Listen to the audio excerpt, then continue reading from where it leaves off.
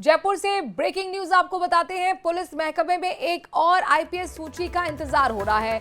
ADG, DG rank के IPS officer की list का इंतजार है। एसीबी डीजी का पद भी खाली है। करीब 15 से 20 आईपीएस ऑफिसर की लिस्ट का इंतजार हो रहा है। तो बड़ी खबर आपको बता रहे हैं, पुलिस महकमे में एक और आईपीएस सूची का इंतजार बढ़ रहा है, इंतजार किया जा रहा है। दरअसल एडीजी और डीजी रैंक के जो आईपीएस ऑफिसर की लिस्ट है उसका इंतजार किया जा रहा है, क्योंकि एसीबी और डीजी का पद खाली है। विष्णु हमारे संवाददाता इस खबर पर जरा जानकारी के साथ जुड़ गए हैं। विष्णु, क्या उम्मीद करें, कब तक इंतजार?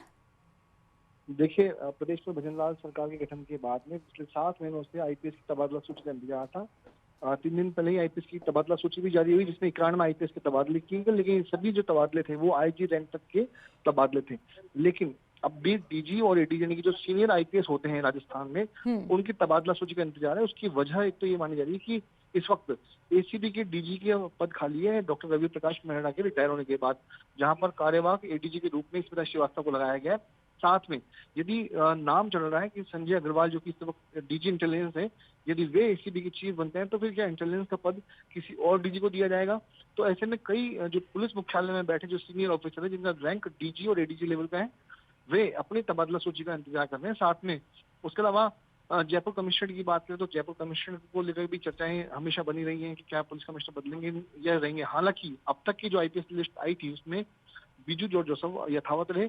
उन्होंने अपनी काबिलियत के दम पर अपनी जगह बनाए रखी, विश्वास हासिल रखा। लेकिन चूंकि यहाँ भी एडीजी का पद कमिश्नरेट में होता है, तो ऐसे में क्या आने वाले वक्त में डीजी और एडीजी में क्या ये बदलाव होगा, ये भी देखना होगा। तो बड़ी लिस्ट यानी कम से कम 15 से 20 आईपीएस ऑफिसर की जो डीजी और एडीजी रैंक के हैं, उनका जो तबादला सूची है जल्द ही जारी होगी और आने वाली होगी इसमें, क्योंकि डीजी राजस्थान को नया डीजीपी राजस्थान को नया मिल चुका है राजीव शर्मा के रूप में।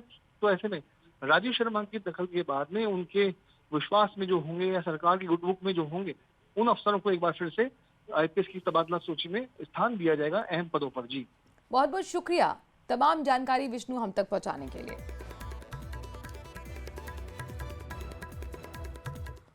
खबर श्रीगंगानगर से है, जहां पर सदर थाना क्षेत्र की पूजा कॉलोनी की गली नंबर 1 में बदमाशों ने दिन दहाड़े घर में घुसकर पिस्तौल की नोक पर लूट की वारदात को अंजाम दिया।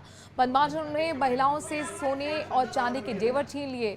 वारदात को अंजाम देने के बाद बाइक पर सवार होकर मौके से फरार हो गए। सीसीटीवी में हालांकि पूरी घटना कैद हो गई, जिसके बाद सूचना पर पहुंची स्थानीय पुलिस ने सीसीटीवी फुटेज और अन्य तकनीकी साक्ष्यों के आधार पर लुटेरों की तलाश शुरू कर दी है।